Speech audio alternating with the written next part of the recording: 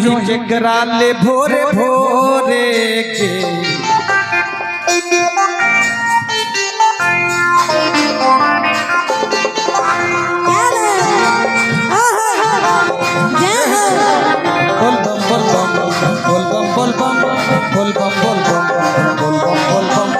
आगे भोला के पूजो ही केकरा ले भोरे भोरे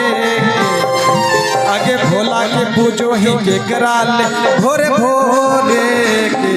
छौड़ा शिव जी से मांगा ही तोरे रे छौड़ा शिव जी से मांगा ही तोरे रे आगे दुल्हा मिलतो तोरा गोरे गोरे दुल्हा मिलतो तोरा गोरे गोरे के छौड़ा शिव जी से मांगा ही तोरे रे छौड़ा शिव जी से मांगा ही तोरे रे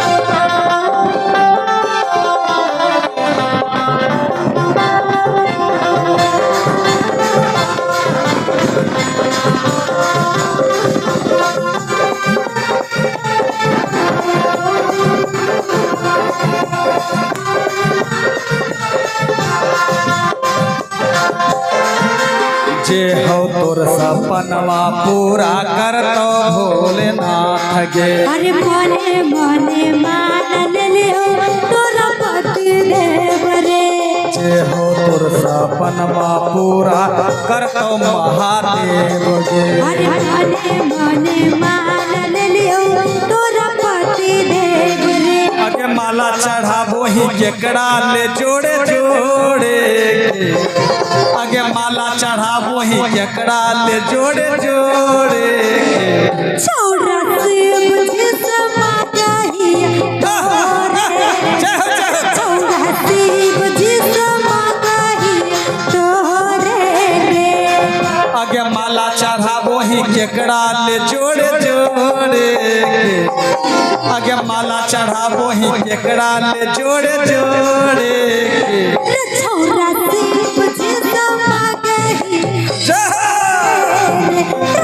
हर हर महादेव तोरे रे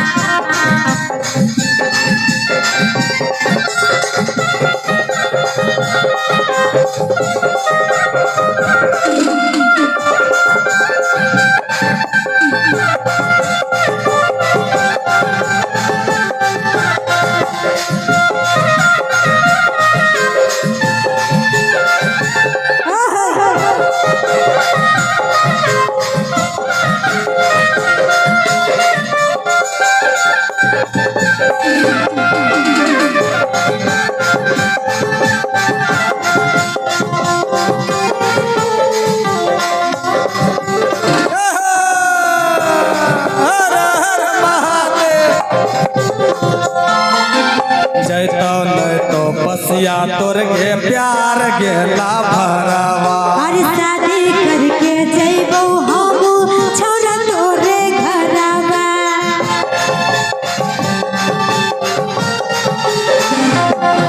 आगे जइतो नहीं तो बसिया तोर गे प्यार गेला भरावा अरे शादी करके जइबो छौरा हम तोरे घरवा